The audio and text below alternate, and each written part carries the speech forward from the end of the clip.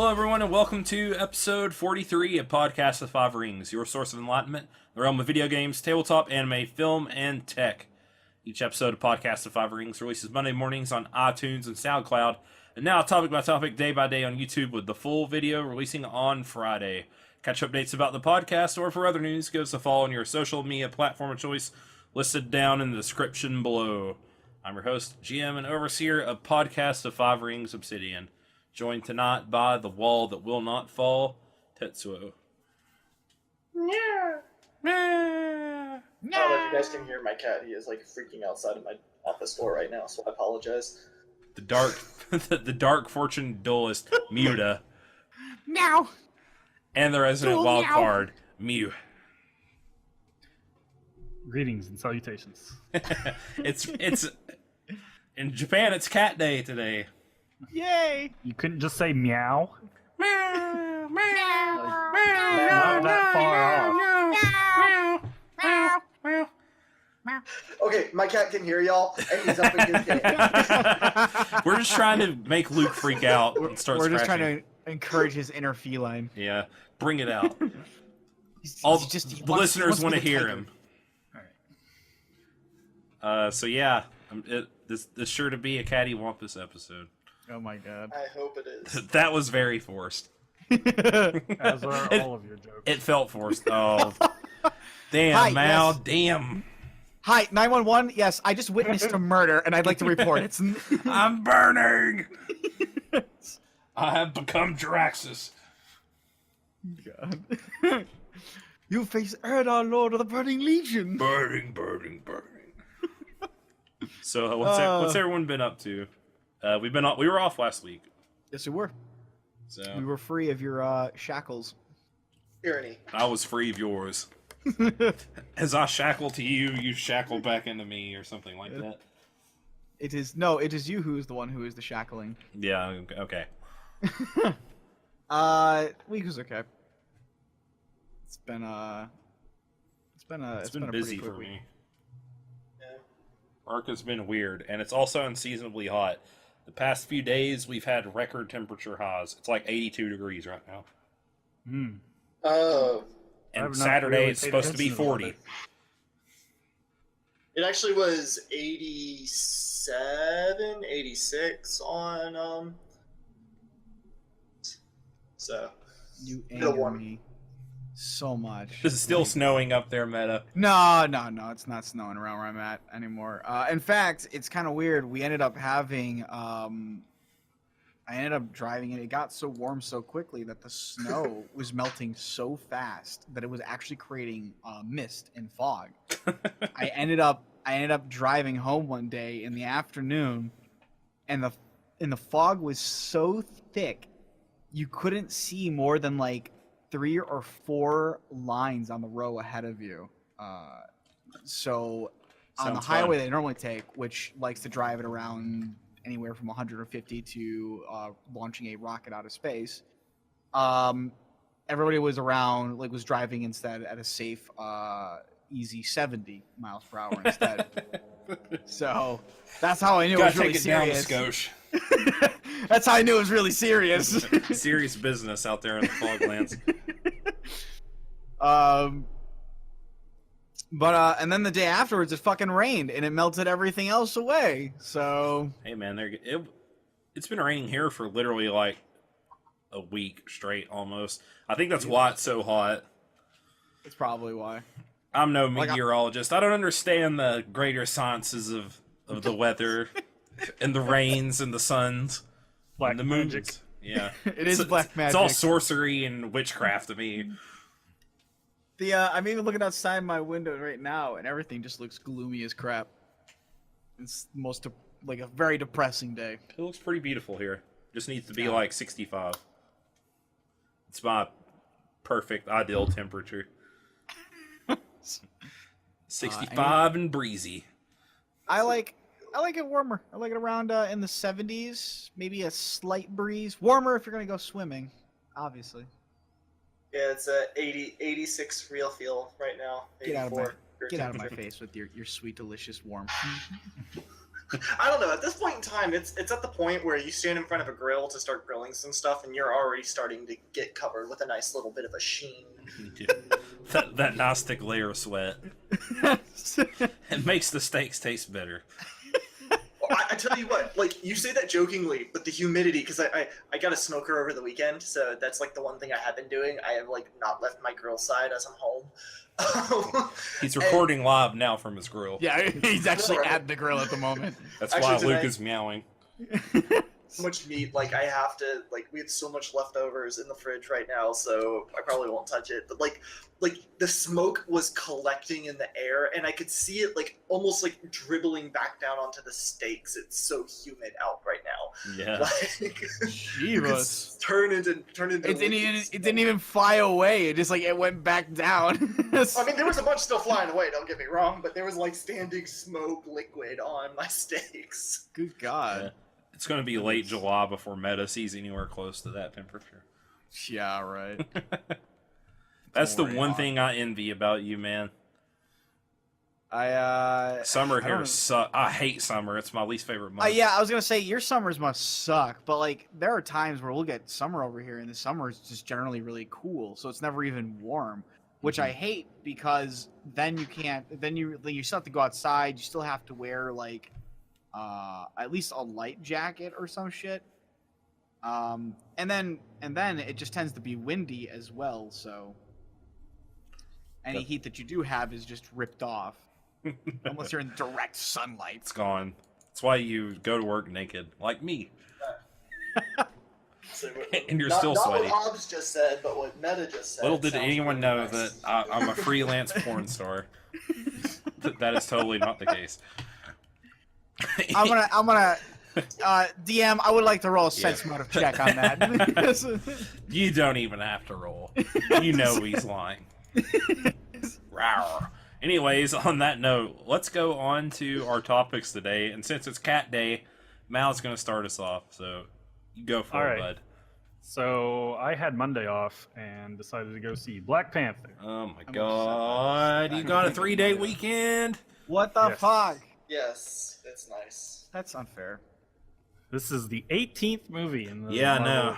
Cinematic Universe, It feels like the 50th. this includes the Hulk, the last Hulk movie, which I don't count myself. Yeah, but they it do is for officially whatever part reason. of it. Wait. The last Hulk movie. The second one, not the one. Not the with- Ang Lee one. Yeah, Oh. Eric Bana. The the one one with where he fights Abomination. Yes. Oh, really? It's, That's a part of it? 08, right? Yep. Who's the actor? Wait. Oh my god. Edward Norton. Yes, thank you. Edward Norton. Holy shit! I had no idea. Yeah. This is number 18. This is directed by Ryan Coogler, who is best known for Creed, Yeah. the seventh Rocky movie. Ryan Coogler, the professional Googler. Wow. This takes place a week after Civil War, which is a little weird since we've had at least 2 other movies since then. Right? Yeah. Yeah, we've had Guardians Thor 2, right? Yeah. Wasn't Guardians 2 after Civil War? Yes, I think Guardians 2 was after Civil War, and Thor Thor 2 2 was definitely. no, we've had after Civil War. Spider-Man and Spider-Man. Thor, I know. Is it 3? Yeah, I think Guardians 2 was also Yeah, I after think- it. Oh wait, Yeah. yeah, because the Phase 3 opened with Civil War, so we've had 4 movies since then. Mm-hmm. Oh, wow. But yeah, so this is a week after. Takes place in 2016.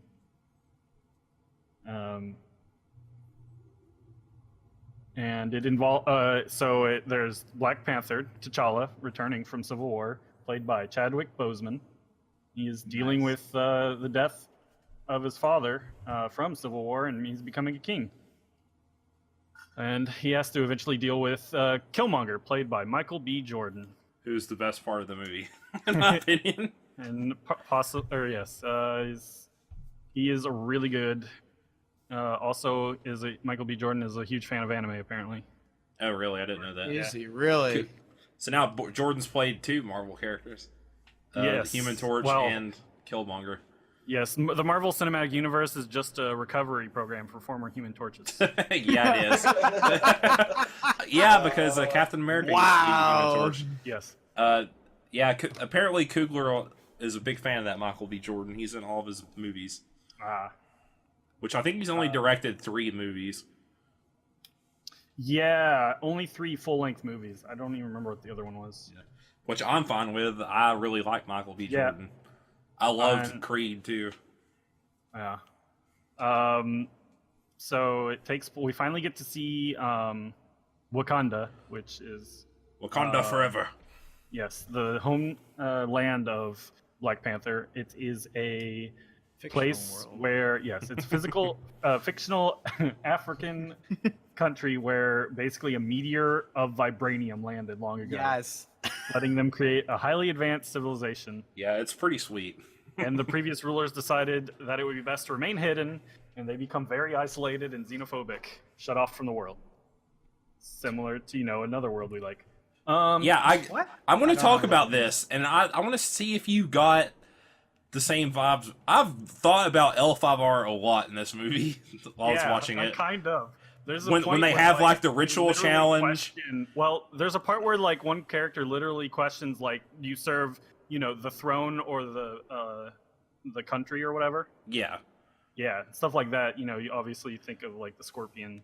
Yeah, do you serve the Emperor Rokugan? But no, yeah, I got during the challenge scene where all like the families were there. They were all had like different colors and animals and stuff like that. And the very traditional society. Lots of L5R vibes. But we all know that Black I Panther definitely thought about it. Scorpion, right? Mask, the whole ninja thing, black mask. Oh no, he's not really Scorpion. No, I know. So yeah, this one was also written 2 years ago or whatever, and I think it comes off as a lot more serious than like their newer stuff that's been more influenced by like the Guardians movies. Mm-hmm. Yeah, you can definitely tell. Yeah, closer to like a Captain America movie. That actually has me kind of psyched a little bit because, don't get me wrong, I like the humor of the stuff that they do, but I don't want that to be the end all be all, which is what we kind of have been feeling for the past couple. Yeah. Sorry, Meta, go on. No, I was gonna say because I want to go see this. I really want to see this because I think Black Panther's pretty cool. Yeah, I think you'd like it a lot. But this is definitely something I like. That's actually really good to hear. That actually has me kind of psyched now. Getting my hype on. What was I gonna say? A lot of the newer Marvel movies, they kind of like some of the seriousness gets undercut by some of the jokey humor stuff a lot of the time. Yeah. Which there were jokes in the movie, obviously, but I never got that feeling. There's never not gonna be a joke. It's a very serious movie too, by the way. Yeah, it's like there are superheroes and magical space metal, and but it's a very it's a political story with a much more narrow focus. Mm-hmm. I kind of like that. Similar to how Wakanda is isolated, this movie is isolated from most of the rest of the MCU. Yep, that's interesting. I'm actually kind of psyched to see this now. Yeah, so I don't want to spoil anything for you because I mean we're probably gonna have some spoilers. Obviously. Yeah. Nothing like super deep. Nothing that you couldn't infer from the trailers. I'll try not to. I'll deal, but I mean, like, if the story's really good, then I think we've had this conversation. Yeah, like, if the story's really good, I mean, we already kind of know like something's happening since they've already showed the Infinity War trailer, and a lot of it takes place in Wakanda. Yeah.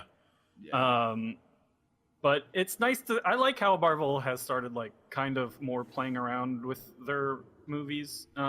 Since Winter Soldier, they figured out they don't all have to be kind of the same. Yeah, they don't have to just be generic action flicks. And those are, in my opinion, the boring parts of the movie.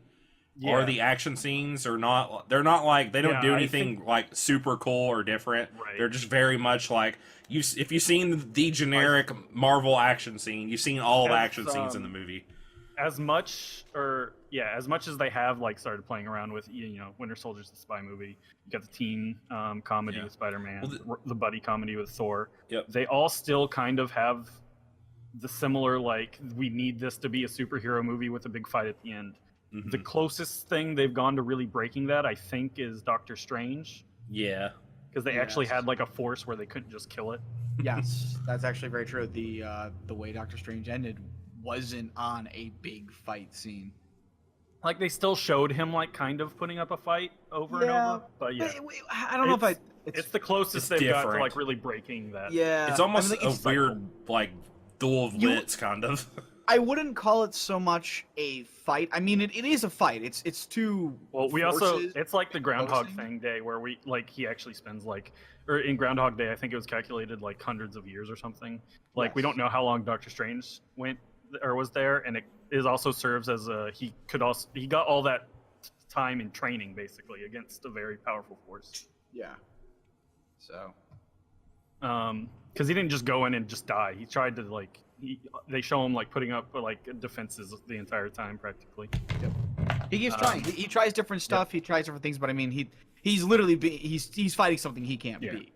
So. Which I think that's one of the reasons why this is like the only franchise that's really seemed to just last. So like it has. Like I know a lot of other places or you know like the DC, which I think is starting to learn that because they're like the non-Justice League movies are kind of going to be in their own thing, and they might be different styles.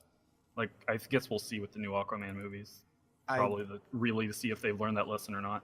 I'm hoping they do because I mean, not to slam on Marvel, but I mean, they have some great stuff with like the cartoon Justice League and whatnot. You mean DC? Yeah. Well, no, I said cartoon Justice League. Well, you said slam on Marvel. No. I mean, what I meant was like it's not to slam on Marvel for like what their stuff is, but like if we could get that kind of DC storyline from those cartoons onto a live action, I mean the best DC stuff is still the animated series. Yeah, and that's like the thing is like some of that stuff is freaking phenomenal, and Marvel, I don't like. And this is what I was gonna say, like, right, I don't want to slam Marvel because they've done a wonderful job, but if they can get that kind of level.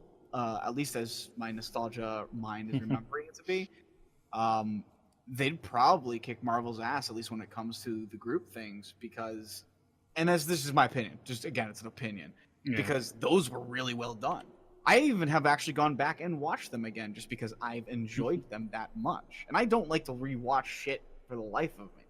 That's one of the few things. Well, and the other thing too is that they hold up better, I think, than some of the older cartoons of other things. Like, have you ever gone back and tried to watch the 90s X-Men? Don't. No, but those didn't really catch me either, so I never went back.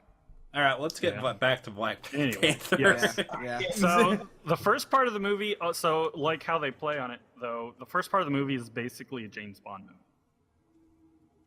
movie. With an unnecessarily long car chase scene. They even recreated a casino from Skyfall, I believe. Yeah, that was interesting and neat to see. Yeah, I mean, I like to see him mix it up. really Also, like that just scene. seeing the Afrofuturism stuff like that they did with Wakanda was really cool. I would like to see more like that in other things. Like don't think Marvel will necessarily be able to really do more, like even in other like styles, like South American or like a super advanced version of feudal Japan, like from Seven Samurai. Or Samurai 7. I mean. Yeah, the anime. Yeah. Okay, More I see what stuff you're like saying. that. That would be really cool to just see. Because in this you've got like, because they were just a basic tribe, so you've got a lot of African tribal elements, but then built up with the technology around them. Yeah, it's weird that you only see like you see there's the part with the field where they fought. You get to see inside Black Panther's thing, which looks very Star Warsy, by the way. And the like the lab where the hospital is, and like the one street. Yeah, there are a couple scenes where they're walking around the city, but you don't get to see a ton of Wakanda. Which I would like to see more of. Yes, that would be nice. Because Wakanda is really cool. Like when you see them like flying over it and stuff, and you I hear really about like how the cool design it of the is. ships. Yeah, they look awesome. But like the ones that look like the dragonfly looking ones. The dragonflies, I guess they would be. That's some kind of insect. Kind of like an ornithropic design. Yeah, the movie was pretty good. Very like refreshing as like a more serious movie compared to some of the previous ones we've been getting. Definitely. I would have seen them go maybe a little bit even more serious in some of the middle part. When you start when Killmonger starts showing back up and doing stuff. I would have Yeah. liked to seen them spend more time on that personally. I- Some of the internal conflict within Wakanda, the whole traditionalism versus the new era, because the conflict of the movie is basically like, should Wakanda stay isolationist, or should they like use their technology to get out in the world, basically? Yeah. Whereas Killmonger wants to take this to a really the extreme version of that, basically. Yeah. He's one of my favorite Marvel villains. I think I still like the Vulture better, but he's up there. He's definitely top 3. I like most of the characters. Yeah, I they think were good. Shuri's my favorite, actually. His sister. Yeah. T'Challa. She was great. She's she is pretty T'Challa's funny. sister and the techno whiz of Wakanda. Basically, works on all of his tech. And I just loved every scene she was in, basically. Yeah. I came across the two of them. I was just going to say the two of them really felt like brother and sister, too. Yeah, they did. I really liked Black Panther. I don't. It's hard for me to say why. He feels different because he's not the smarmy, cocky, like he's not your.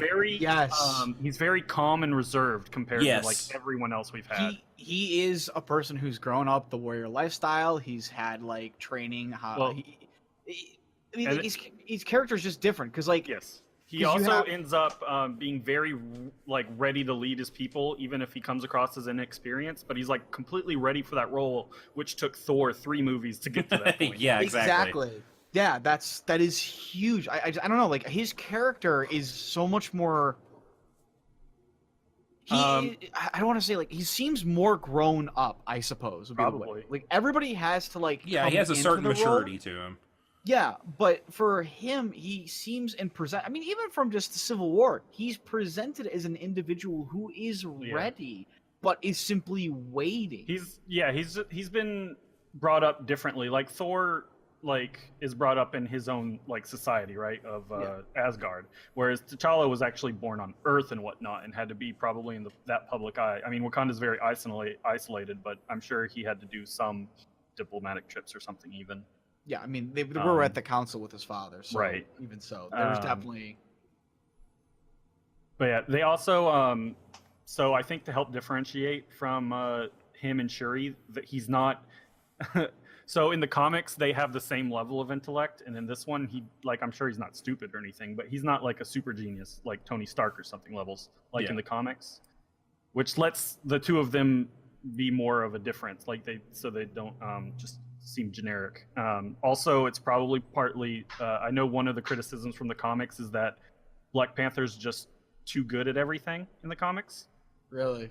So I think that also helps, and like it seems like he ends up needing help from others in this movie, which is he does. Yeah, a lot, which is probably good since I think they're setting him up to be the leader, probably, of the Avengers, possibly. Like, because I don't think anyone assumes like Captain America's making out of Infinity War in one piece or alive. I don't think. Yeah, I do know. Just the way his arc is being projected. Yeah. Even if it's not his arc, if you've been reading this stuff in the background, a lot of those actors are going to be done with their roles. Exactly. Yeah, I think Chris Evans' contract is about to expire or something. Helmsworth, he was basically going to be done with it until Thor 3 happened. Now he's like, if I get to play more of Thor from Thor 3, I'm in. Yeah. So, and I expect, as far as a leader role for like the Avengers, it would either go to like him or possibly Captain Marvel, since she's also like going to have some leadership experience. Whereas like, even if the Falcon or Bucky pick up the role of Captain America, they're not going to have that leadership experience. And in the comics, wasn't at one point Black Panther one of their leaders at one point, or am I just misremembering? I'm sure. Like, I mean, I know that in the comics it's been a bit of a revolving door. So yeah, and I mean, it just makes sense narratively from like a act structure. Perspective for the newer characters to basically after Phase 3 ends, kind of take the reins of the Avengers, just so they can be different, interesting. Yeah. The only reason I would say it might go to like someone like Captain Marvel maybe is because he still has to be king of an entire country. Yeah. It might. Spoilers, Mal. He might have died by the end of the movie. We don't know. Isn't who is Captain that? Marvel? Who is that in the Infinity War trailer? Wait, isn't Captain Marvel gonna be that's a the sister. female? A female though? This Yeah, time? she is. Yeah, it's a that's female. the current Captain Marvel in the Yeah. comics. Was Miss Marvel. Yes, was Miss Marvel. It originally was a dude, then it became Miss Marvel, and then Yes, she Captain got her Marvel. powers from him, which is how Yes, it's connected. yes, I remember that. And the Captain Marvel movie that comes out after Infinity Wars is in the 90s. It's actually like before all of this. Yeah. Really? Yeah. Oh wow. I think my least favorite might be Martin Freeman's character, actually. Are you talking about Forrest Whitaker? No, the Who's Martin Freeman?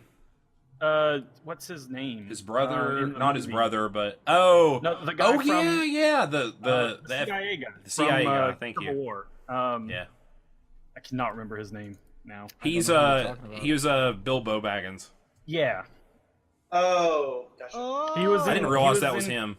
yeah. He was in charge of the prison in Civil War.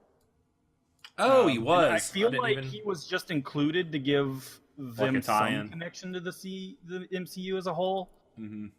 And like, yeah, so I don't know. He just felt like maybe he didn't really need to be there the most. Yeah. Even as much as I like him, like the actor, and whatnot. mhm. And he still did a good job with the role. Yeah. And then you've got the villains were great.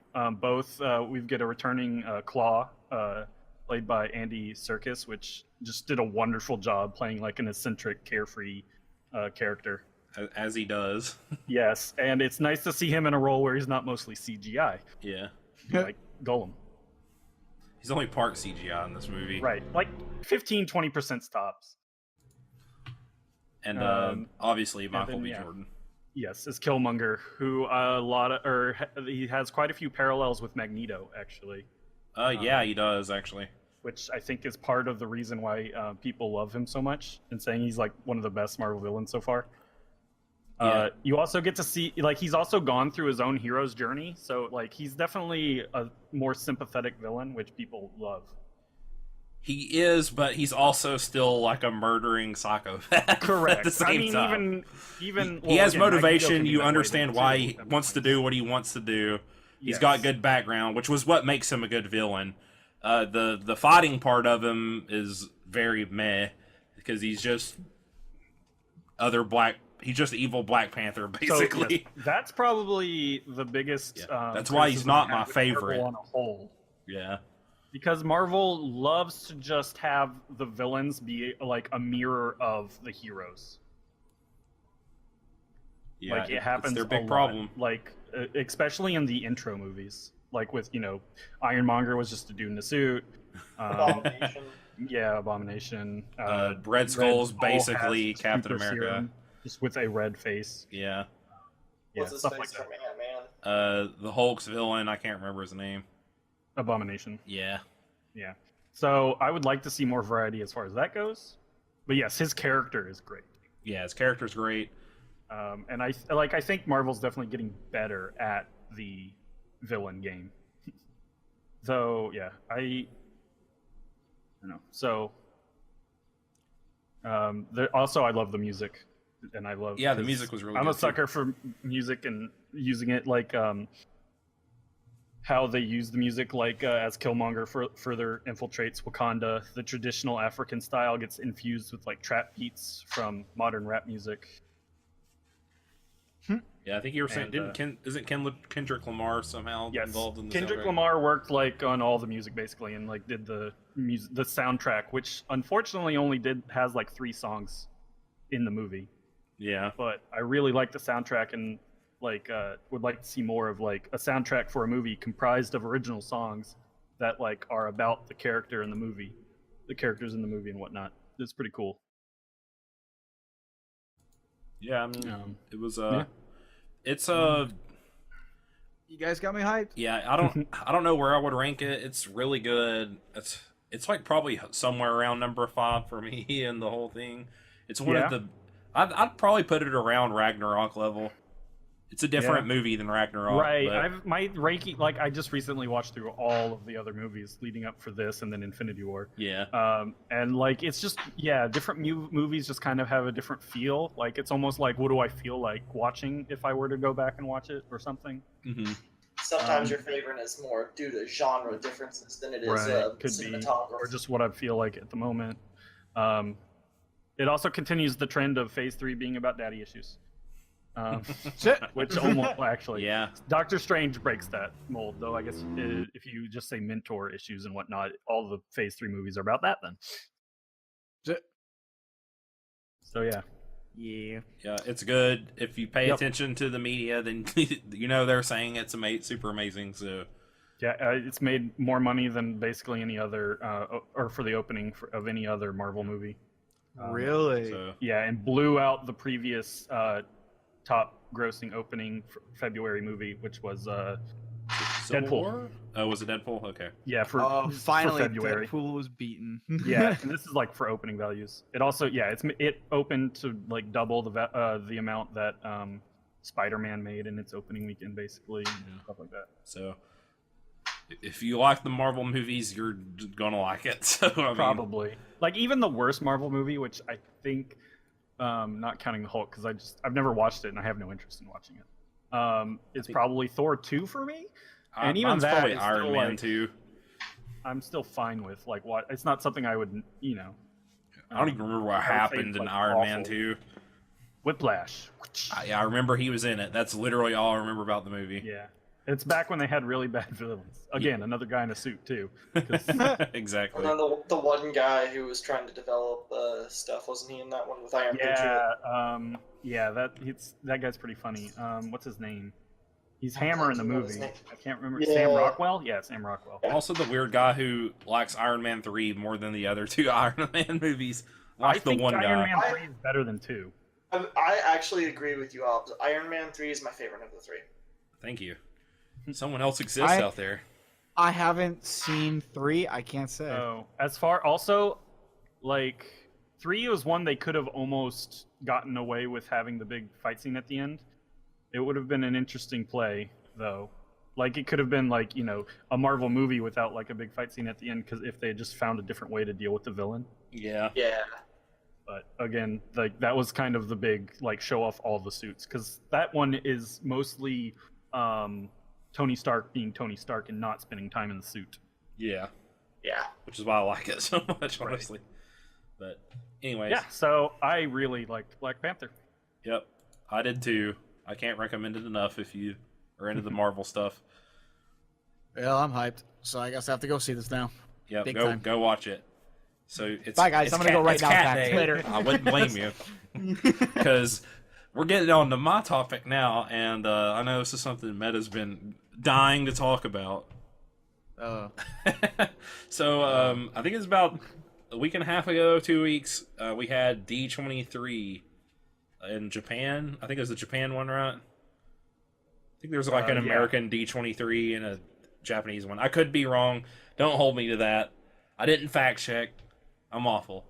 But anyways, many people were hoping, speculating, wishing that we would get some more Kingdom Hearts 3 news, and the god himself, Tetsuo Nomura, blessed us. He shone down from his silver belt buckle and zippers, and he opened up the heavens, unzipped them, and boom, we got a new trailer. Oh my god. So I am so ready. Yeah, I think we all are.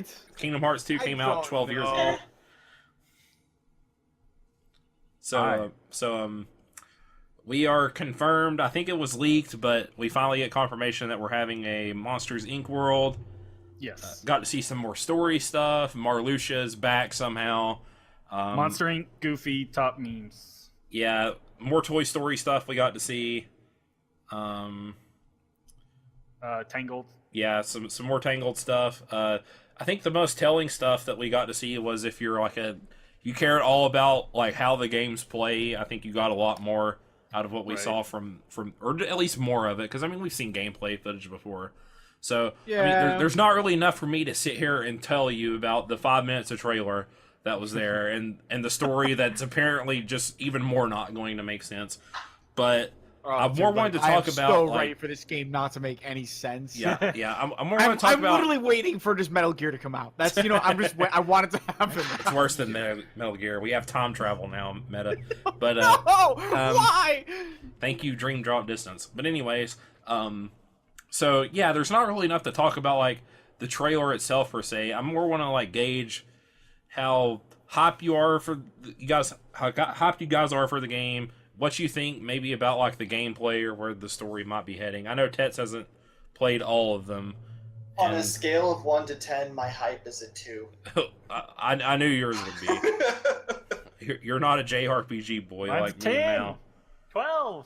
I mean, Yeah. I'm interested. To be honest, I am interested, but it's kind of one of those like I'll catch up with everything else first before I get to it. Yeah. And so I have enough of a backlog of Kingdom Hearts where, you know, it's been how many years did you say it's been? I wouldn't know Since because I 2012. haven't finished the first one. So Since the I first just one, beat like the first 16. one last night. The first one's like, or there was an actual good story. Yes. Now I'm in Chain of Memories, and I do not like the combat. Yeah, it's not great. Set it to easy. Just gotta get through it. Pretty much. Imagine playing it on the Game Boy Advance, Mal, like I did back in the day. yeah. Ooh, that was fun. I remember that. I played that. It felt a lot better on Game Boy Advance, weirdly enough. I think our standards were just not as high. Honestly. Yeah. Maybe Go back if and I play it went now. back and played it now. That game, I hated that game for the fact that it really just felt like a rehash. It really was. Yeah. Basically. And I hate that. Weirdly, they set it up so that it didn't have to be a part of lore at all, and they were like, "No, we got you. We can make it work." We can work this in somehow. All right, so Oh. some of the stuff. I'm at a. Oh, go ahead, I'm man. at a- Sorry. I'm at a 5 for hype, I guess. I 5 don't out know. of what? 10? 5 out of a billion, I guess. Okay. I don't like. I don't play a lot of the side games. The games are still fun. Like when we played 2.8, that was fun. That was like probably the newest thing that they've done with Which Kingdom I have Hearts. not gotten to yet. It's fun. It's nice. It's very clearly like a portion of a full game, but I enjoyed it for what it was. Yeah, it's basically like a demo for Kingdom Hearts 3. Yeah. I'm looking forward. It looks like they're taking parts of the system. The one thing that I really did actually like from I think it's Birth by Sleep is the one with like the other 3. Yes, that's Birth by Sleep. I did like. It looks like they're taking something from that system, and then they've already seemed to have auto implemented it in 2.8. But it's where you get the other abilities that you can activate in the middle of a fight and change. Yeah, the command styles or whatever they're called. Yes. I did enjoy that. I'm not sure how much I'm going to enjoy them for 3 though. Those were my thoughts exactly. The other thing I have a problem with that's got me kind of teeting toward is like there is a lot of other content out there that you need to know about or understand to even enjoy this game to its fullest extent, and it requires a pretty big fucking dive into it. Now, I do wonder if they've gone to try and like make it accessible in any way. That's what I'm also kind of wondering about. Because I have seen people like be like, maybe I'll try this one. Yes, They're not which gonna have is any like- clue what the fuck is they're going gonna on. go into this game and like, Maybe, what the or maybe fuck there's is gonna going be on? an I've played all the extensive games and I have no programs. clue what's going on. I mean, yeah, Like I would agree with you, Meta. Like that's partially where it gets a lot of the hype docking for me. Is like I feel like there's so much, and I don't know, maybe I'm just picking up from y'all, but I feel like there's so much there that invested until I'm already invested, and then I can have the hype. If that makes sense. All you gotta do is watch a 20-minute Kingdom Hearts lore video or something. I think and there's going to be like 2 layers of story going on, probably. there's probably going to be Like the story of the game, and then like all of the like implications for the larger universe, probably. here's what I like that I'm kind of inferring from this new trailer and some of the other ones. It looks like we're going back to the Kingdom Hearts 1-ish era of storytelling in the Disney worlds. That Sora and gang just show up and the plot kind of revolves around them and the big plot at hand. Because in Kingdom Hearts 1, it was all about the Disney villains find out there's a Keyblade. It can help us get to the darkness and get Kingdom Hearts, and then we can do whatever we want, blah, blah, blah. And Kingdom Hearts 2 was Sora just lives out the Disney story of whatever movie he was in, basically. Well, yeah, it feels like we're getting nobodies. a lot more about the universe itself and how the Disney worlds fit into it, rather than just replaying Disney movies in the game. Yeah, I think there's probably just some clause or something about how far they probably can't really do post Disney movie stuff. Yeah. And the gameplay, like Meta was touching on earlier, they are, it seems, doing some command styles. Like, basically, in the Kingdom Hearts 3, it looks like those are how Sora's Keyblade changes into different stuff. Some of them look fun, like the yo-yo stuff. I just wonder if I can not do them sometimes. Yeah, because in Birth by Sleep, you got no was... choice. You had to go into them. That was the thing I was a little bit worried about. It seems like you don't have to do them if it goes off of 2.8. I can't remember 2.8. I played it I think nearly a year ago's time, actually. But 2.8, you didn't have to go into them. But I mean, the problem is that technically you really should. It's stronger. Yeah, they're just better. It's better.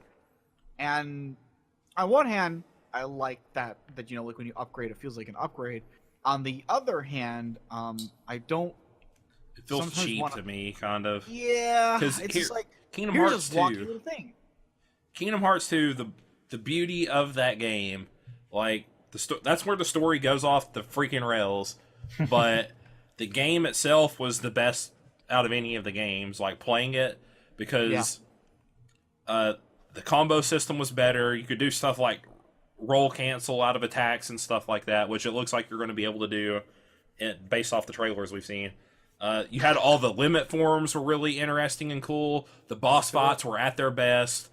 Hit stun was a thing. Like you had revenge value where the bosses would use desperation moves if you hit them a certain number of times that you had to prepare for. It made the boss fights more interesting and more difficult. You had your magic where it wasn't like Kingdom Hearts 1 where you could just spam it, or like Birth by Sleep where it's the command deck. You just wait for it to refresh like it's an MMO, basically. You could combo out of spells and stuff like that, which you couldn't do in Kingdom Hearts 1. They made that gameplay really interesting and really good and really smooth.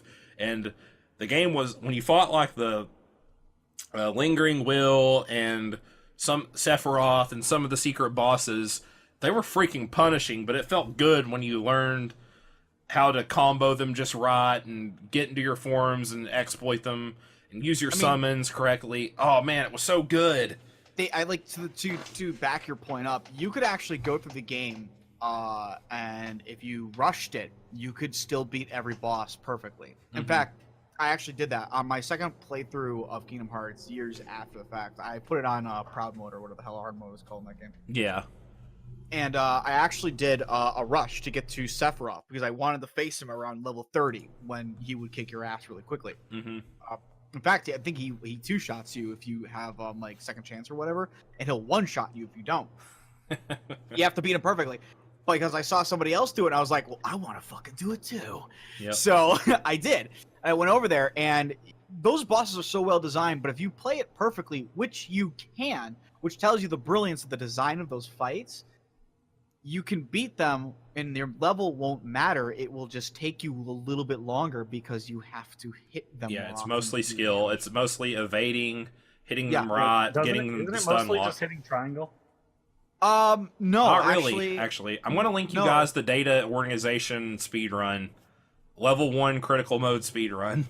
That's like 20 minutes. It's freaking amazing, and shows off really well how that's a very well designed game from a gameplay standpoint.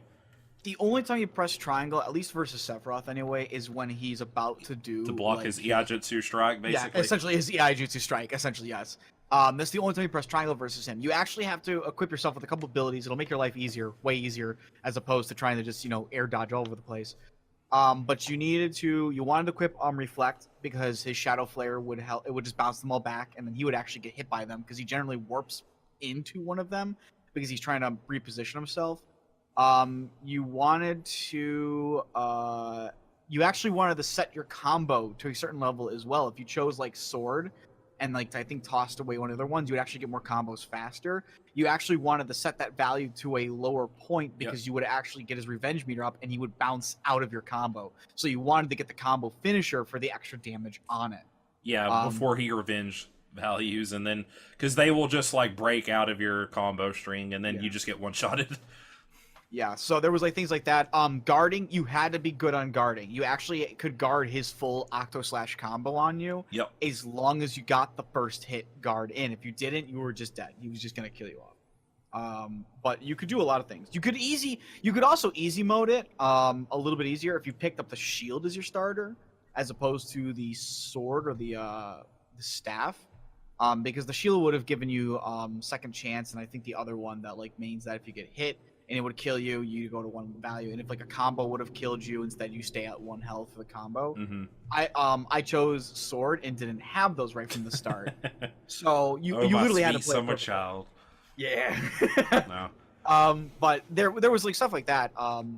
But the fact, like going back to my original point, was like the fact is that the game was really well done. You could perfect bosses with a little bit of luck and understanding and how to beat them, and it was really, really wonderful to do so. And the pacing of fights were so good in the first 2 games. You like Sora was just very fluid. You just transitioned well. You could cancel out of moves and stuff like that.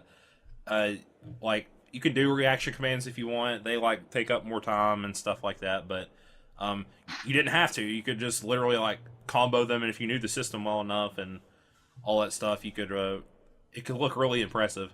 So something that 3 is doing, and this is something that concerns me, and I think a lot of people when they watch the trailers, is that combat feels better than it did in Birth by Sleep, where combat is not good at all, in my opinion, really. Because Birth by Sleep was a step backwards, I feel. Yeah, because and I know it's like it was done by a different team. Yeah, but, Osaka team.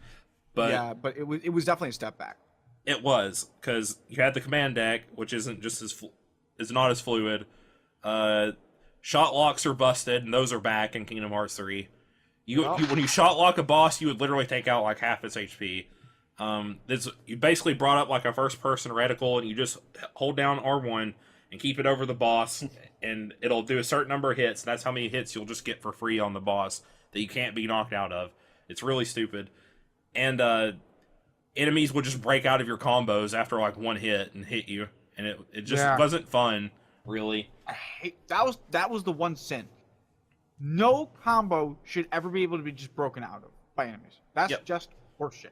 Yep. So Kingdom Hearts 3 looks like we're not going to have to deal with that part, but we are going to have to deal with the slowdown and some of the weird stuff like the Keyblade forms, getting into the robot Shinji and shooting stuff, and like his combos just feel a bit slower and not as fluid or dynamic. There's lots of like I can't think of the fighting game term, but where after you use a move, there's a delay before you can get another input, like not active frames, but I know what you're talking it's about. like hit lag or something like that. Like it's at the tip of my tongue. Oh, it takes a while before you can start up a new move on Sora. I just generally classify that as ending lag to a combo or something. Yeah. I don't know the term for it, but the ending lag essentially means that you just can't do anything. You are stuck there from frame like 8 to frame 16. Exactly. And you have to deal. Yep.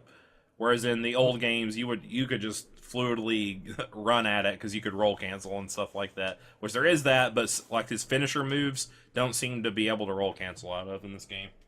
I don't know if I remember the finisher moves really being able to roll cancel out of before, but they at least felt faster. Like there wasn't as much lag. You would know better than I would. Yeah. So that's what concerns me and the story, but that's like a whole topic of it. I could rant forever about how Dream Drop Distances took it even more off the rails, and we got time traveling and like 13 Xehanorts all time traveling, and Zigbar is like already half Xehanort. I don't even know what's going on with the story. Story's all over. Eventually, I'll understand about half those terms you use. Yeah, just play Kingdom Hearts 2. Don't kid yourself. I've had Lily explain this to me like 2 or 3 times now, and at this point, I'm fairly certain this is just a guise to reveal Metal Gear Solid 6. I don't know. To be honest, Metal Gear doesn't feel all that complex to me. Like it is complex, but it doesn't feel it. So I don't know. I don't know enough about Metal Gear. I honestly don't know enough about it, but from what I understand, the game, it was less like this narrative of the games themselves aren't all that confusing. It's just that all the information from all the games themselves lead up to a lot of stuff that you don't know, but you find out has happened or Yeah, You have to lots of understand- retcons. Well, and you have to understand which snake you're playing in which game Right. because which I snake know there Yeah. are you're lots of playing- snakes and clones. and- Yes, there's Yeah. nanomachine stuff. Well, luckily for you, we have like 10 different Soras, 40 different Xehanorts. Yeah. We got There's that 10 word different again. I still Rikus. don't know what that word is. It's I actually think seriously, I think at this point Kingdom Hearts is probably the most complicated story on the market. Yeah. Um, I mean, that's it's not even for like AAA game. the core of the story isn't that complicated. It's just No, it's not. But No, everything there's just a lot surrounding going it. on. Yeah. Yeah, there's like you have Terra and his own problems. You've got, Sora technically not being Sora. He's technically part of somebody else who is now part of him. And there's also another part of that person that's coming after him. who looks the same as another person. Yes. And then you've got like the Keyblade Wars and shit, and then that was all leading to to the nowadays. They're trying It's to all rebuild on a cell phone it. game. It's then you got your Pokemans. Yeah, you got your It's just- Pokemon in Dream Drop distance. I mean, and then those Pokemans are Sounds playing like at card some games Doctor and Who shit, shit. and I don't know what's going on anymore. Yeah, Um, It's not super complicated. You can actually follow. Like I joke about it, but the problem is there is just a lot going on, and there is a lot of not only of the games that came before, but what leads into now and their connections to now that have made the game far simpler about being instead of beating evil dark forces for the light of good. Now it's about stopping shadow governments. yeah. Evil Xehanort, he wants Kingdom Wait, Hearts. How are the two different? But, I mean, He wants I- the Kingdom Hearts I've- and the Keyblade that activates the Metal Gear. I kind of pulled us off track here. I'm sorry about that, Obs, but I am kind of hoping that we're just being misled, and it's just because we don't have a controller in our hands for the third one. Because I would really like the fluidity of the game to be upped. I would like more canceling out of things. I would like more freedom on not having to commit and marry the button press that I make. Yeah. Against a boss that might be like, it doesn't really matter what you pressed, you're fucked anyway. Tetsuo Nomura wants to put a ring on that finger. Yes, he does. It's kind of like the evolution for the Devil May Cry games. Each game has gotten better and better about giving you freedom to cancel out of things and to stop moves. And there really is no move that's truly punishing. Mhm. You can cancel out everything. I'm kind of hoping Kingdom Hearts takes a page from that book and lets you pull out of those things. And it's just because they weren't doing those things either in the preview or the the trailer and whatnot, Mhm. or because they wanted to show off the stuff as opposed to like showing you all the other janky shit you're going to be doing when you actually play the game. Or Yeah. that it's not as bad as we think, because when we have the controller in our hands, we'll be like, oh, this isn't as bad. It's Yep. just not as bad as we thought. We just gotta wait, and they're still saying it's going to be out by the end of the year. I'm not sure if that's going to happen, but I'll believe it when I'm playing it. exactly, exactly, that's exactly yeah. how I feel, Mel. It's how it was with Final Fantasy When it's- 15. when it's in when my I had the hands, I'll game believe in it. my hand at GameStop. I was like, it's a thing, it's real, it's here. So Uh-oh. yeah, we'll wait and see. But I'll I'm love still it excited. no matter It's got Disney. Mal's on board no matter what. what. Mhm. I mean, you can't hate the game series. I mean, it is Disney, so Disney and Final Fantasy. What more could I ever At ask least it's for? got that, right? Mm. literally. Wait till mouse. Noctis is in the game, so him and Riku can stare at each other like it's a mirror, Oh my god. because they look the exact I same still now. want them to be the little fairies like the X2 girls. That would be funny. That would be funny. Hey Riku, my name's Riku. We never got that interaction. All right, Meta, let's get on to your topic. What do you got for us tonight? I want to talk about L5R again. It's been a while. Finally, God, how long has it been? Someone has to. Someone has to around here. No, I actually kind of wanted to talk about the current state of the game. FFG has gotten a hold of it. They've got a chance to really play around with it. They've put out, 6 expansion packs for the base core set. It's been more than half a year's time. I think it's a half a year's time or so since they've released all this stuff out, and now it's kind of gotten quiet. It's gotten very quiet. Yeah, it's very quiet. The last 2 things we've seen are the release of the Toshi Rambo, who gets to control it, and which will be based on the lead up to the new Kote series. Yep, for the new Kote series, and then you've got Spooky's awesome new novella that's coming out. That if you also get, you will get sweet dank cards with that are technically legal, and they aren't even legal, by the way, until they come out in the Dynasty packs. Yeah. So, well, I think the Kaito card is coming out in the Phoenix pack, and then Ofushika is coming out even later on than that. Apparently. By the way, I wanted to say that like the Ofushikai is really cool. It looks really cool. It looks like a lightsaber katana, basically. I like named swords. It feels very Japanese lore-ish. Yeah, when you it does. give it's like, this is the legendary Murasama or something like that. It's the ancestral sword of Phoenix. Yeah, that's what that says in Japanese. If you didn't know, by the way. I did not. It does I did not. I've learned something today. I was being facetious. I know. Fire. But I mean, we haven't really kind of seen anything on it, and so, what are your takes on that, man? I mean, like, it's kind of been quiet. Like, did you agree with how they kind of did things with FFG putting out the Dynasty packs the way they did? Is there something you want to see, or is there something you feel like they were probably going to do but would like to see it changed if they do? Is there something they don't want to do? Like something that they could learn from a mistake of AEG and don't do this? What are your guys' thoughts? Because, I mean, personally, I'm a little bit sad it's gotten so quiet. I mean, there was such a fast rush to get these Dynasty packs, to get all these cards, and yeah, it was kind of a pain in the ass to have to go out every week to my fucking store and get them, but at least there was something to do with the game. But now it's stopped, and it's kind of settling in,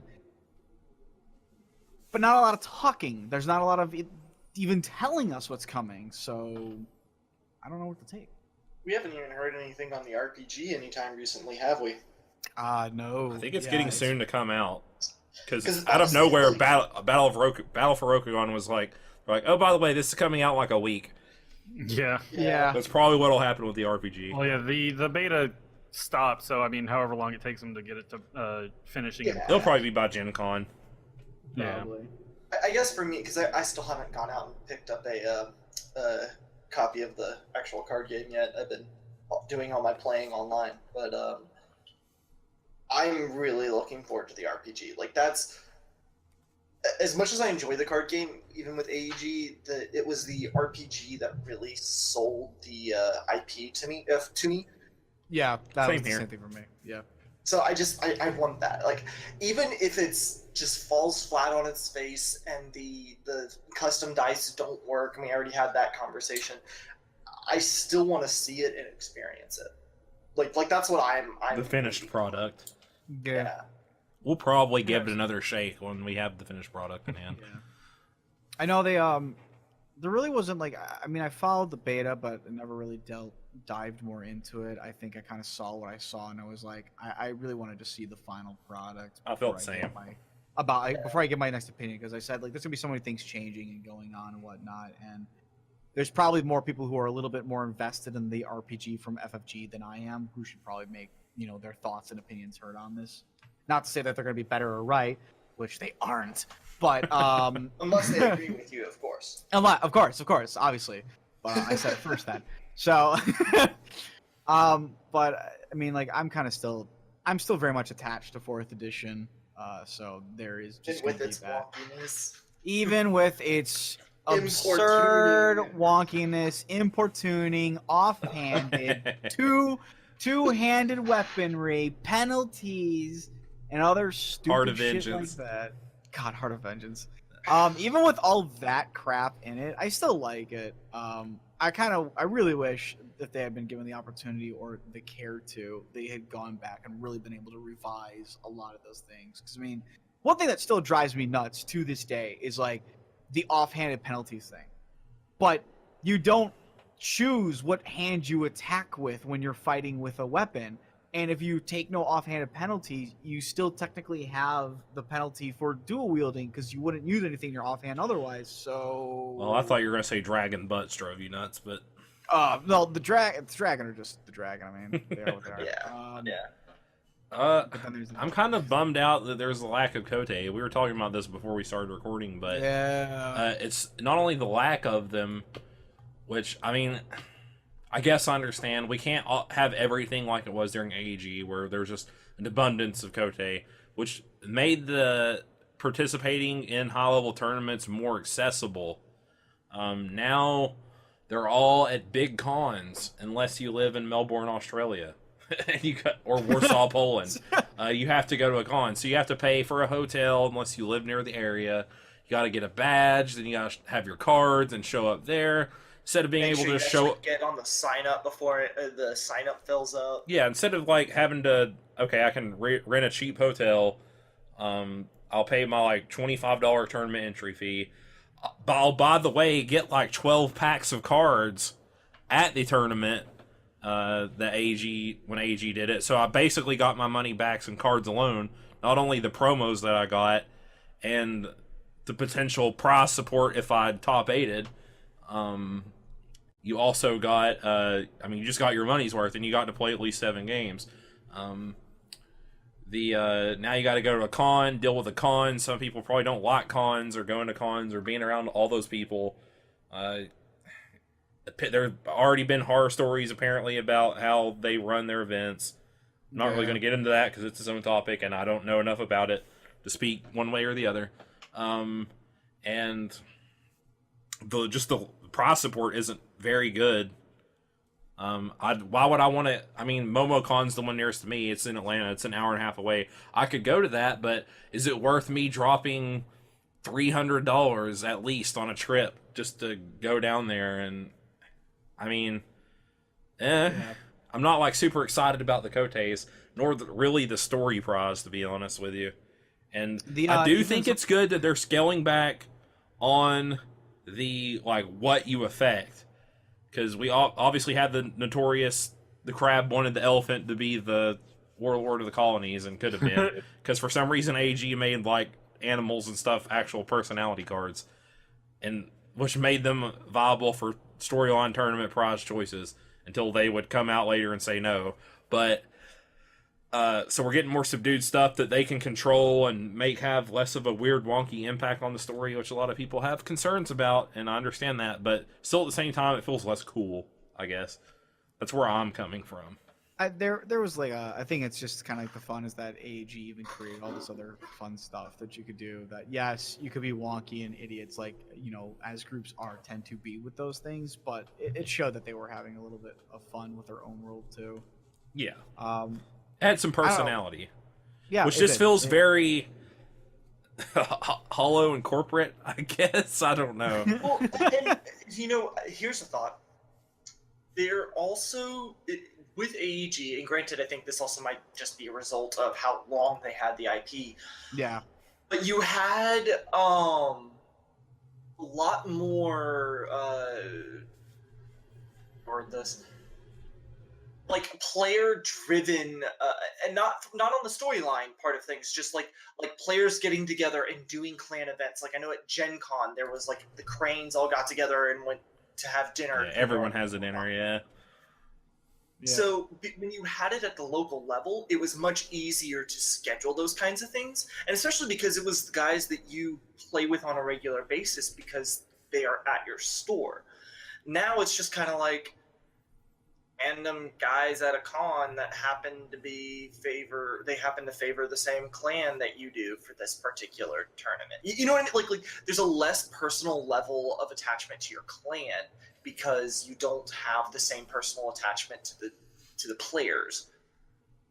Yeah, I feel that a little bit. One of the awesome things that AEG did towards the end of them owning the game, I think it was the con before they sold it, sadly, was Spooky or someone from Story Team went to basically all the clan dinners, and all the people there got to vote on something. Like at the Crane one, famously, we voted to start a feud with the Dragon Clan for some reason, and there it went. That was like a cool story choice we got to have just for going to rock bottom and getting drunk with each other and like talking about the game we loved and stuff. And Spooky got to go around and get everybody's things. That's where the Unicorn Clan Civil War idea was born from, with the Moto versus the Shinjo back again, where the Shinjo want to argue for their blood right that we're supposed to lead the Unicorn. This is where lots of cool moments are born that we're just not going to have for good and for bad. Yeah. Again, elephant for emperor. Yeah, Exactly, that for was bad. really cool. Unicorn Civil War for good. Yeah. I was so excited about that plot. The other, I don't know if we ever got around to it, but like just the fact that like there's only supposed to be like 20 Koteis. Did we even? Talk about that? They've announced that there will be 20 Koteis. Whereas there used to be like there was 40 during. I mean, I don't know how spring. that stacks up to their other games though. Yeah. Yeah. I mean, It's probably more, honestly. I don't know. I know there's like from what we've seen so far of what they have announced, which already this is like an issue, is the fact that they haven't even announced half of them, and that almost all of them, except for the Australia one, are at freaking conventions. Yeah, we have up to Gen Con. Yep, we have 10 up to Gen Con, and so I mean Gen Con is obvious. I'm not even gonna count that. But then you've got like Los Angeles, you've got San Francisco. Yeah, Birmingham. it's 10 per 6 months. So we've got the first half of the year and then the second half of the year. Yep, was not announced yet. Yep. Which I don't know. I wanna see where these other ones are gonna be, and then even if that's the case, you probably are gonna have to end up paying money to go to a convention to potentially do that, to do these events, and that kind of sucks. I mean, you're gonna have to pay money for the convention. You'll likely have to then fight for a potential spot if it's done anything like Gen Con, to get into that Kotei, just to try to get a spot for the final event. And this is what I said about not being as accessible, because I can't afford to travel all over America and go to 5 Kotei, whereas I used to be able to, because there were just 5 within like 6 hours of me, and me and one of my buddies would go. There are, like, Game of Thrones has store tournaments. Yeah, and they're still going to have those. Well, it goes up to store championship, to regional championship, to nationals, to world. So, like, they only have 3 big tournaments, it looks like. Everything else is done at the store level. Really? Yeah, which they said they're going to do for L5R2, but... Yeah, I know it's going to happen. Strongholds. Your store is your stronghold. Yes. From back in January, they announced. And it does, like, it's based on victories. Whoever gets the most victories defeats subtracting from that score. Whichever clan wins gets to take control of the store. And which right now just means decorate it, I guess. And all I've said is that it may grant other advantages later on. So they might be planning more for that. I'm certain they're going to eventually go back down at the store level. It's just that they need currently the time to build it up to get to that point. It just sucks that as of right now, unless you've got some cash to spend and time to burn, and maybe even some luck depending on the systems and how they're done, you won't be able to participate. And that's just what sucks, because it's coming back from a time where, hey, guess what? You could just participate. You just go to your store, sign the fuck up, and you're in. That's it. I mean, stores can throw their own tournaments. Yeah, they can. But people really want to go to these tournaments for the effect of the Kotei and which whatnot. It sounds like they might be working on. Yeah. My guess is that everyone was, since AEG sold it to the point where it came out, they were almost exclusively probably just working on the game and not like the organized play around it. Yeah. So much. They probably had much less people. Yeah. This is something that's definitely going to take some time to grow which is why I stick by it. It just at the moment it sucks. Yeah, which is why Well, I'm not like completely sold off of it. It's just Yeah. it stinks. It stinks really bad right now, and we've also just kind of Right. hit a brick wall on momentum, and that's partly because of the 6 packs in 6 weeks. Yeah, Well, and- it's one of those things I wish I could see the numbers on and see if it was actually Yeah. a good idea or not. Yeah. Yeah. That's something I've One of the things wished that was we would see. mentioned before we started the podcast as well is that how for AEG they had like what almost half of their staff was on L5R, and I'm sure not at all anywhere close to that number. Like Yeah, I don't know. they how have I imagine they have a much smaller manpower dedicated to the game. Yeah, and a lot of the card game when AG owned it was kind of built around people who volunteered their time to put into the game. Yeah. So like they didn't have paid play testers. They commissioned like art and stuff separately, which FFG does obviously too, but there actually weren't a lot of like paid like full-time AEG employees actually working wow. on the game. Even story team wasn't paid. Yeah. I knew that. Somebody was like wrote like a vast amount of the fiction, and it wasn't until like Ivory that they got brought onto the story team, despite having written fiction from the coup. For a while, it was just Sean and Spooky. Yeah. For a few Okay. years. They've kind of gone up and down with the people they've had on board to do it. Yeah, over I the imagine years. that if Fantasy Flight is just taking a more structured approach to things, probably trying to Yeah. keep things all above the board and whatnot, like not with Yeah. volunteers, which is probably why it's going to take a while to ramp up if it gets there. Yeah, it's just, will it ramp up? Right. Right. Right now, we're just not hearing much. Just and what we're not really getting much clarification on what they're even saying, really. Yeah, we're not hearing anything at all. And that I They think put out I- some articles, it's- but then not talking about post the conversation that happens after that. the communication would be nice just to know what's going on. I mean, it's like, this is going to sound really funny to say. Communication is generally considered one of the biggest things you can have in a relationship with either, say, a spouse or friends.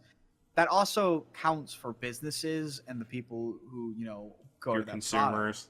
Yeah.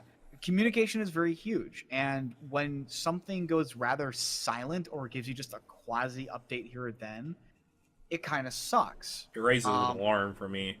It does. It does raise an alarm because we all have enough experience, although never truly like full on statistic I can provide for this, where we have seen a company or some product that we like, probably potentially in our lifespan or our lifetime, where it has just suddenly gone very quiet and then eventually dies off silently in a corner somewhere. We've seen it happen.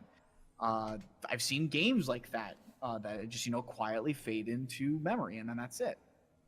So.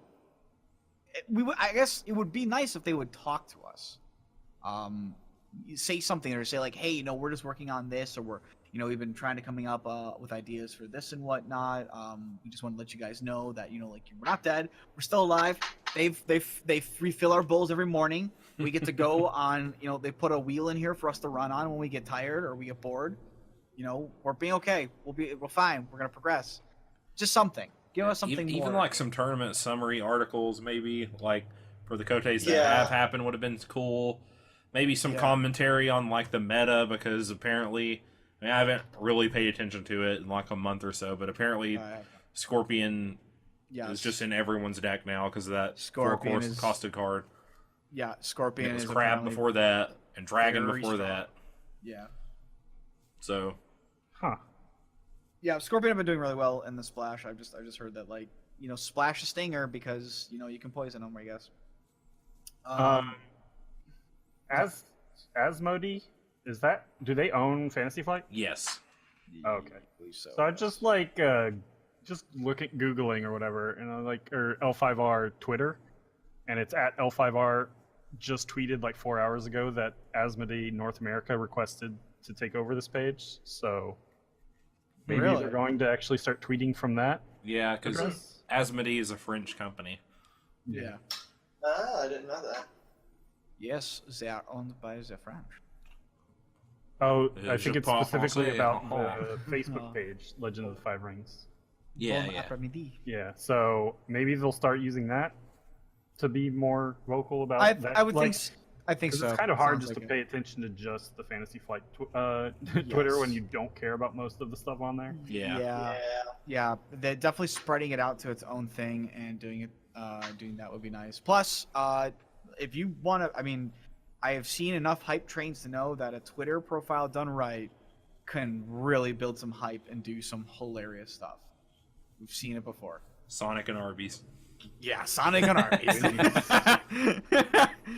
So, My God, Yeah, legendary. So yeah, I just want some more information, I guess. Want some more Yeah. communication. Yeah, It Because would the be other just stuff nice I to want have some isn't fun. realistic. right.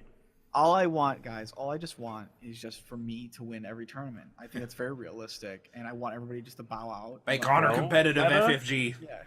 I think you're I- just I- gonna have to get good. I Yeah. can set that up for you. I know a Scorpion. All right, I appreciate that. Yeah. It'd be nice. It would just be nice if they talk with us and give us some more information. Hopefully, they're taking steps to do that, and it's just a slower process than we would potentially like. I do stick by my original statement, although there's nothing to prove whether it would be better or not. I really wish they had kind of, for these dynasty packs, maybe kind of spread them out a little bit more, just so that it didn't feel so dead in these. Yeah, Yeah, maybe one every other week instead of. right. Yeah. Because I think it was going to be Maybe- a month originally, one a month. It was going Yes, to going forward, I assume it's just gonna be one a Yeah. month. Yeah, which I Whatever personally that think works better. It gives you enough time to I play think with so, it and too. then know that there's something out that's going to be coming out as well. Because the meta just kept evolving so fast, it just Oh, snowballed. it's so fast. I didn't even bother paying attention to the meta. There was no reason to because it was so fast that unless you were playing every day, which I don't have time never to pay do. attention to meta. So, wow. Meta doesn't pay attention to himself either. Until he's all out. Yeah, I'm completely out. I don't pay attention to myself either. Absolutely. But yeah, like it's moved so fast. I was just like, well, eventually some of these other guys who care way more than I do will figure it out, and then I'll be like, oh, okay, that's what's going on right now. I guess I'll build around that. There you go. We will see. I'm excited for the book though. So I haven't. I've already pre-ordered it. I gotta go pre-order it. I want to see. I mean, I'm a big fan of like the RPG stuff, so anything that's dealing with lore and story is pretty fun. Yeah, that's really what I just want out of the game is more story. Yeah. Well, I mean, like honestly, the books of the Clan Wars, what actually introduced me to the L5R universe. So I have a soft spot for it as a book.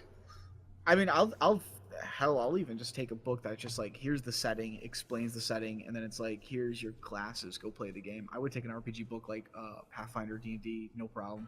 That would be my Man, ideal, actually. I still wish AEG would have Well, went back and made clan books for 4th edition, where they just compiled all the statistics and lore from the books into separate clans, so they could have their splat books. Because that would have was been so those are the best useful. books the RPG has ever had in all of its 4 editions. I Or the clan wish- books. I would have loved a book that, like, I would have loved another book as well, just mind you, that would have put, like, all the spells and all the magic, and, like, Nomurnai or whatever the fuck they're called, into one book as well. So that you didn't have to have, like, go to your 15 different books trying to find the bongos of Cheng Song and, like, figure out what the stats on those things were. Exactly. It's only a +1 keep 0. To your perform drum skills. To prefer your drum skills. Because that was the thing too. Like you would spend like 8 hours looking for it, and then by the time you finally found it, it's like I could have just guessed that. Our house ruled this better. Like Yeah. Like the other thing, was they didn't have Shinai or a Boken in yeah. in the books either. You have to go to the Book of Fire to find that shit, and then they have like full statistics on those weapons. New weapons are introduced in generally like the water element books. Where they would introduce new weapons, but then they would only be in that one book. And I really wish there was just a book that was like, here's all the mechanical stuff, none of the flavor, all the crunch. You just gotta Here find it the is. Word book documents meta. Yes. So One day. I'll share them with you. I have one. I'm one day gonna just sit down and do it myself. Gosh damn it! I'm gonna take all the mechanical stuff, put it in one book, and be like, here it is. Use all the mechanics of the game. I'll believe it when I see it, like Kingdom Hearts 3. Don't worry, I'm just gonna keep saying I do it for 15 years. For 15 koku. Spam some koku. Yes. All right, Tets, what do you got for us tonight? Well, I figured we could probably keep it in the whole Oriental, borderline magical realm. I kind of stopped playing a little bit of Monster Hunter because Dynasty Warriors 9 came out, and it came out without me noticing it, and almost a week went by before I picked it up. Yeah, which is crazy because you're a big Dynasty Warriors fan. Like, it snuck up on me because, like, the episodes, like you guys had mentioned, like it's going to be coming out at the early February, and I was like, nah, I'm pretty certain it's later than that. And sure enough, it popped up, and then I totally forgot about it because of Monster Hunter. But over the weekend, I ended up picking it up, and it's a Dynasty Warriors game. I mean, this sound is not sounding that great. No, But- we finally ventured off into the genre of on-rail shooter in our Dynasty Warrior games. oh my goodness. Despite it being that, they have branched out into the open world genre, and I think so far, and as far as I've gone, good job with it as best as they can for the precedent that Dynasty Warriors has already set. And what I mean by that is, it would be really weird to play a Dynasty Warriors game where you had 30,000 collectibles and you have all of these different side quests and, you know, a main storyline that you can just kind of ignore and, you know, items and da-da-da-da. Like, I don't feel like that would really keep well with the series, and I think that they thought the same thing. Because one of the things that they do, they do in it is the open world is dynamic. And what I mean by that, you have all of these major points, major cities, major gates, battlefields, all of the things that you remember from any of the other Dynasty Warriors games, like the battle at Saipei, the battle at Hulao Gate, etc., etc. But when you're on that mission, if you decide to go off on a tangent, and yeah, you can run around China's countryside and go help out peasants, and go hunt. You can hunt. They actually have introduced a hunting system. There still is a mild crafting system in this game, and so you can go off and do all those things. But while you're doing that, you know how in the other Warriors games you have that morale meter? Yeah. Okay, so, and how a lot of times it's based off of officers are kind of still on the field per team and whatnot. Yeah. So that's kind of in play on the grand scheme of things. So while you know where you ultimately need to go and where ultimately the boss for the level is, if you decide to go the opposite direction, he's going to keep sending his troops. He's going to keep sending officers. And ignore it long enough, you'll start to see the red just creep across China. And or on the turnaround is you can just go up there, capture a whole bunch of bases nearby, go do your stuff, and kind of keep coming back and kind of keep things in stasis a little bit. But if you totally ignore quests, you'll get a game over pretty quickly because position with sheer numbers. Based off of what it is. Is it like some of the older games where like is it just like it's to a point where you can't keep up with the numbers, or is it because they will eventually kill you? A little bit of both. Because so in the main game, a lot of times you would run into the case where you might fight like 5, 6, 7, 8 enemy named officers.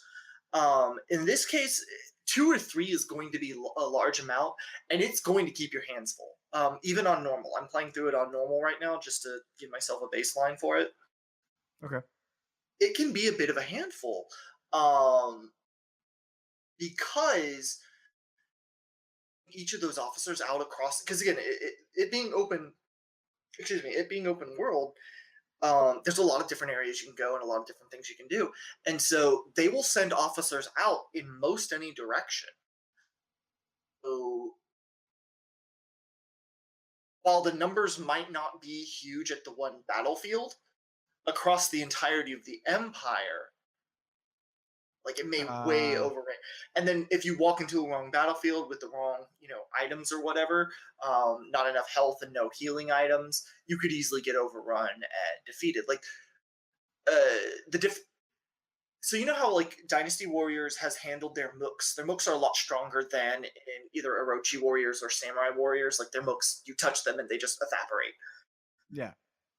Dynasty Warriors still takes some effort to actually defeat the mooks.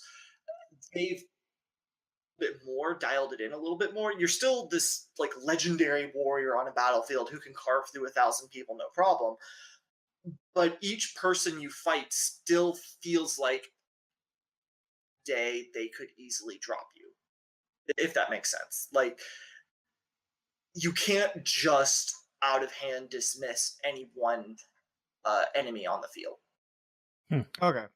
So the challenge is there. It's okay. So it sounds Just like making it less hack and slashy. Yeah, it sounds like that. Like you can't just Yeah. you can't just assume that just because it's a few like peons that they couldn't stagger lock you, kill you. Yeah, I mean, and to be fair, you probably will still carve through them. You can still treat it like the hack and slash, but it takes more than previous Dynasty Warriors. Well, really, a lot of any of the other Warriors games in general too. Okay. So it's a step in that direction. I wouldn't say that it's tactical necessarily. It still is pretty much of this officer who's larger than life, who is wading through seas of enemies until he sees his enemy officer on the other side of the field, and they just ignore everything else because they're ants at their feet. That aspect is definitely still there. They haven't lost that. More thought to how bad it would be if you fall face first into a fire ant pile. I guess is a good metaphor to give it. They're still ants, but they're going to hurt you a lot more, and they have a much easier time screwing things up for you, so the enemy officer beats you. I guess is kind of the way to put it. Okay. People say that they think that the open worldness is a bit thoughtless, like they didn't know exactly where they were taking it, and I kind of disagree to the degree, like if you're expecting hidden items, collectibles, mini quests that you can find everywhere, yeah, it does feel a little empty. But again, it's still about like the grand scheme of battles. It's still about focusing on where your troops are and how best to position yourself to help out your troops and your fellow officers, more than it is about go help this random farmer find his pig because they need meat or whatever bullshit fetch quest that open world games give you. And that's coming from somebody who loves open world games. Don't get me wrong. I mean, we've talked about that before. MMO filler quest. God. Those aren't really there. I mean, they kind of are, but they're very mini. You can always skip them, and they give you like maybe 100 XP a pop. Like it's so easy just to like. I got actually a question for you, dude. For the characters, do they all still have like the original weapons, or have they kind of rehauled the system? Because they said they did rehaul it, but they didn't say to like what extent. So yes, on both. The weapons are still kind of the same. So far, I've only played Shu because Shu is my favorite kingdom, so that's who I always go through first. But actually, I couldn't start like on the first level, despite having Liu Bei, Guan Yu, and Zhang Feng available. I could only choose Liu Bei, and so I'm playing through him, and I just haven't switched over to the others, despite unlocking them pretty quickly. But he handles a lot better than he did in Dynasty Warriors 8. His moveset's different, but part of what that is, you have the whole square is a light attack, triangle is a heavy, circle is your muso. But now they have these things, and I think they call them attacks or something like that, where if you hold R1, you can then press triangle, square, X, or circle to do a certain type of attack. So like R1 triangle is an attack specifically designed to sweep your opponent up in the air and allow you to start juggling combos. square stuns, X knocks them down, and circle is kind of a mini muso thing that doesn't rely on your muso gauge, but it still has its own timer. And so they took away in Dynasty Warriors 8, they had the weapon attributes of man, heaven, and earth, and how those all interplayed. Like heaven, I think heaven beat man beat earth, earth beat heaven, I think was the order. They took that away. Have 7 gem slots on your weapons that you can attach these different gems that do different abilities, whether it's elemental stuff, gives you bonuses to riding. And they only come into effect reactionary attacks. So if I put a gem, say, in my juggling move, it's not going to activate until I do the juggling move. Okay. In addition to those 4, you also have, like, if your opponent's attacking you on a certain type of attack, you can hit triangle and counter them. There's assault, because there is a bit of a stealth aspect that they added to it as well. So if your opponents haven't seen you yet, in your hit triangle, you can crouch and sneak up to them, and if you get up to them without them seeing you, you can then execute I think they call it an assault attack, or I think it's an ambush attack. So that is another one of these reactionary attacks. So it's more like they've given you more options of things to do, but these gems, you can then customize those attacks to play into your battle style. So whether you want to do a slow, heavy hitter, a fast character, somebody who specializes in juggling, because I think like I have one gem that causes them to bounce in the air, so I attach that to my knockdown. So now every time I knock them down, they bounce up in the air. I immediately do my up air swipe, and then I can juggle them for days. So there's a lot of customization into each character you can do based off of these gems that you find. And going to the crafting, you can actually find scrolls to craft these gems. So mechanically, it is different, but it's not unfamiliarly so. It's more like they've added a few more bells and whistles that don't feel excessive. Like they feel very natural. I feel like I think they very much flow into the feel of the game, the aspect of the game. How has been the frame rate? How is that? Because I mean, this is open world. No problem with frame rate at all. No? That being said, so the game is also jumping into graphics real fast. The game is gorgeous for a for a Warriors game of any kind. The graphics are amazing compared to them.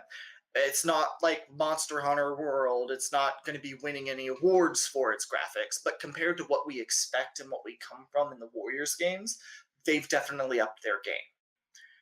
That being said, if you're like on your horse and you're charging through the land, suddenly a tree might appear in front of you because it was outside of render distance. So like the render distance for like trees and buildings and stuff isn't as far as I would necessarily like. So sometimes you can get caught off guard by those. Really? So that's a little bit more where it suffers. Or the blades of grass may start getting a little fuzzy. So it's not so much that it stutters frame rate wise as much as it doesn't render everything could. Okay. As soon as it could. That's totally good English. But you know what I'm saying. Yeah, I get what you're saying. It's not bad though. Like it's not like at a earlier gen level of it. It still feels fine for what it is, but it's not. Again, it's better than previous Dynasty Warriors, but it's not going to be winning any awards anytime soon.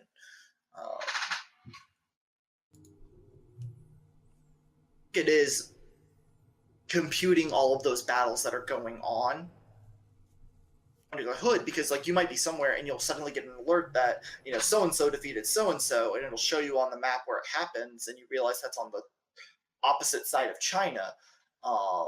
So you walk. Oh my god. There is fast travel in the game under certain like these campsites that as you fast travel. Do you also like? Do you still level up your weapons, like where you would get a better version of the weapons, and it's got different Yes. abilities on it? Okay, so that's still there as well. Yes, Um, I haven't seen because I haven't gotten far enough into real like I think I've stacked two different weapons where it was just the EX version, so I don't know how far the weapon trees go.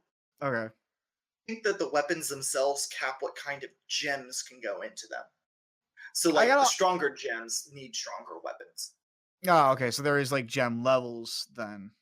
Okay. Yeah. So what about the open world is really different in regards to how I mean it's not staged. It's there's no stages in one. You're running from place to place, and the like. How does that work with the storyline? Do you eventually get plopped down in like a portion of the map, or could you start the yellow turbans and opt instead of dealing anything with the yellow turbans, just run up to the northern part of the full game world for no Yes. reason?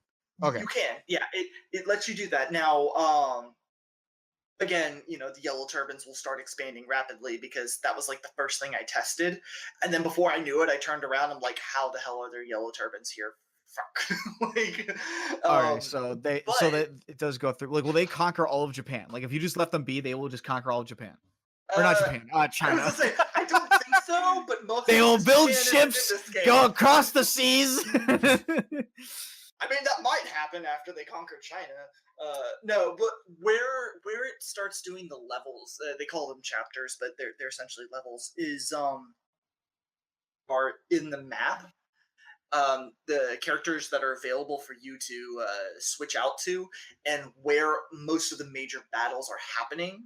And then again, those. So, in addition to the having the side quests, you have sub quests under the main one. So that would also obviously be affected by which chapter you're Do on. the wait, but do the chapters mean then like you're relegated to a section of China? No, if Okay. you wanted, you could run to the totally opposite side and just ignore. Go So then fishing, go hunting. is the map just like really big then, or is it small? Like, is it Skyrim size? Give It me. so honestly, I think it's larger than Skyrim because God. I've gone a large distance and I haven't gone a fourth of the like I haven't covered a quarter of the map, north and south or east and west, and I've gone a large distance in the game. That being So said, so like in the case of kind of going with the yellow turbans, and the very next event that would happen is Dong Zhao's taking over of Luoyang. In the yellow turban stage, he's actually in the kind of where you're starting. He's in the southeast, like he's from Luoyang. But then once you beat the yellow turbans, you get these kind of cutscenes and everything, and it kind of fast forwards a little bit of time, and it does the whole scroll over, overlay that they do between in any other Dynasty Warriors game. okay, And then so now Dong Zhao is in Luoyang. The Yellow Turban's leader, I'm forgetting his name now, but he's totally not on the map at all. Yuan okay, Shou so is in a different place. they do kind of fast forward the. All right, But yeah, it's more kind of repositioning where people are to match what the time frame of this particular mission is. okay, all right. So I, it's not like full on real time. but what they do is any part of the map that you've uncovered in previous missions stays uncovered. Okay, So between the two, like if you decided to put off dealing with the yellow turbans and you go and you uncover the entirety of the map to the taking out Dong Zhou, you might be on the other side of Luoyang, but you could instantly fast travel to Luoyang and go immediately take him out because you've uncovered that bit of the map. Take a long time to do all that, and I don't think it would necessarily be fun because I don't know how much stuff is going on around there, outside of the where the turbans were. But you theoretically could. okay, okay. That's pretty Now, interesting. Do you have like? I know you've only started shoes, so I don't know if you'll know the answer to this or not.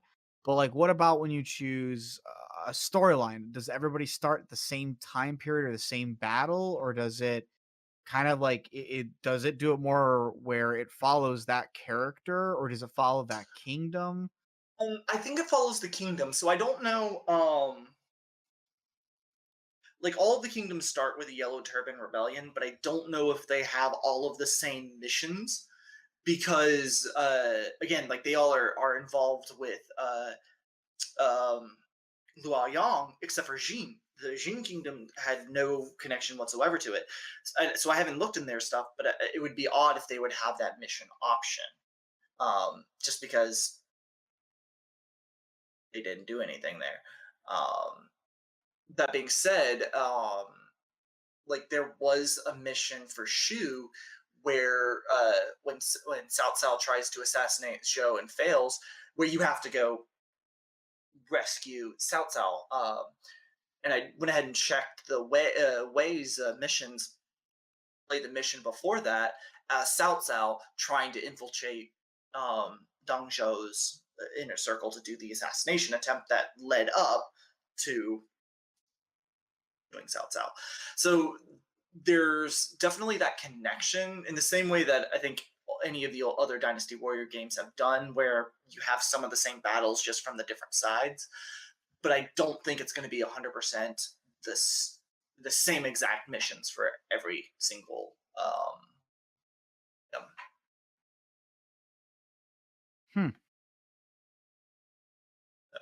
Okay. Again, I haven't done a whole bunch of research into the other kingdoms yet because I always start with Shu whenever I play a Dynasty Warriors game. I know this is eventually a game I might pick up or at least, try out at some point in the future, but having an idea of it is that like would be it's good to know. It's like it's good to know some of this stuff because I don't know, having seen some of the stuff, having seen some of the reviews for the game, I don't know if I'm really sold on this being the future for Dynasty Warriors.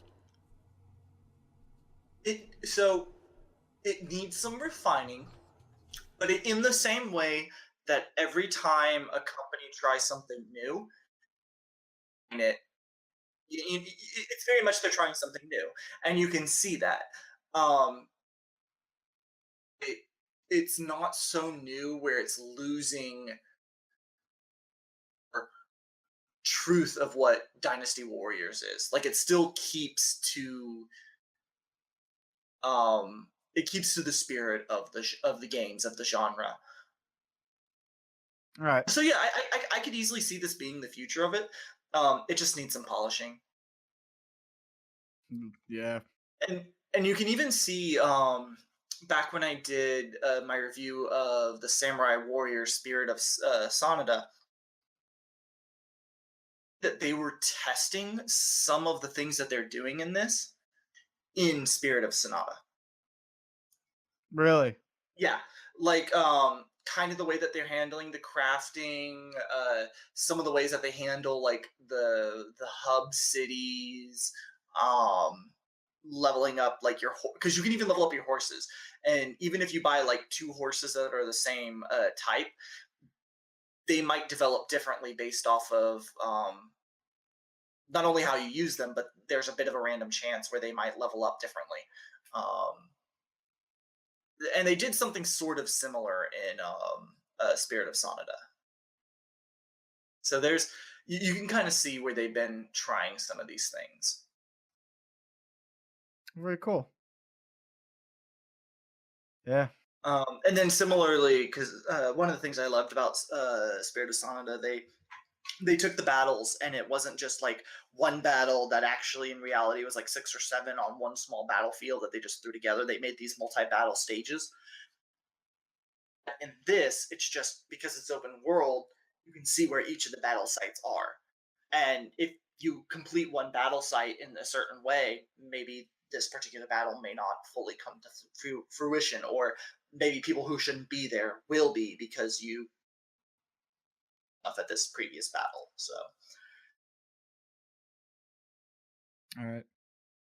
I'll have to get my hands on it and try it out, and we can talk about it and see how I really feel about it after I've gotten a chance to really play it. But You'll be I sad. think It you've isn't answered- Hyrule Warriors. It's definitely one of those. Hyrule Warriors is perfect. It was perfect. Well, now you'll get to One of play those, the if you remastered version. if you God. enjoy Dynasty Warriors, I think you'll enjoy this.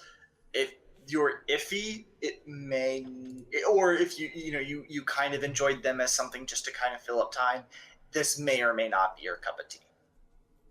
That's kind of my stance. I've actually, truth be told, generally the games I play nowadays are just the Empires versions, just because I like at least a little bit more strategy that's put into them as opposed to just like follow the fight. So, and the way that they handle the different battles, it starts to bring some of that in there. It's still not strategic in the way that the Empires games are, but just it because does the pull Empires some don't of do their that. own thing. I mean, the Empires Right. really are. They're like it really is like its own thing. It's just. Plus, I love the Yeah. character creation for that. But gosh dang it, who doesn't love it? So. Yeah. Ugh. All right. This has been episode 43 of Podcast of Five Rings, your source of enlightenment in the realm of video games, tabletop, anime, film, and tech. Each episode of Podcast of Five Rings releases Monday mornings on iTunes, SoundCloud, and topic by topic, day by day on YouTube, with the full video releasing on Friday. Check us out on Twitter. We're at Podcast5R. Facebook, we're at P5R Podcast. Meta's got a stream. They're streaming stuff. You've been streaming a lot of Monster Hunter lately. Actually, yeah, I've been really addicted to it, and I'm gonna stream what I like to play. So, Twitch.tv/PSOFlow. And Mao and I have been, of course, streaming and putting up on the YouTube channel our Pokemon Silver Nuzlocke challenge. We're at 3 deaths. So Yeah, we just had a session with no death. yeah, I know it was really nice after the session Prompto. before where we got pursued and Prompto got sacrificed to the Nuzlocke gods. He's the hero we deserve, but not the one we needed, or something like that.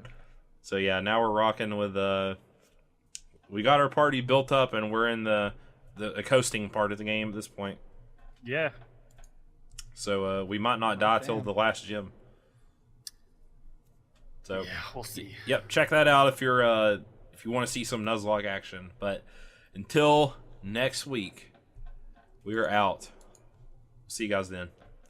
Bye. later.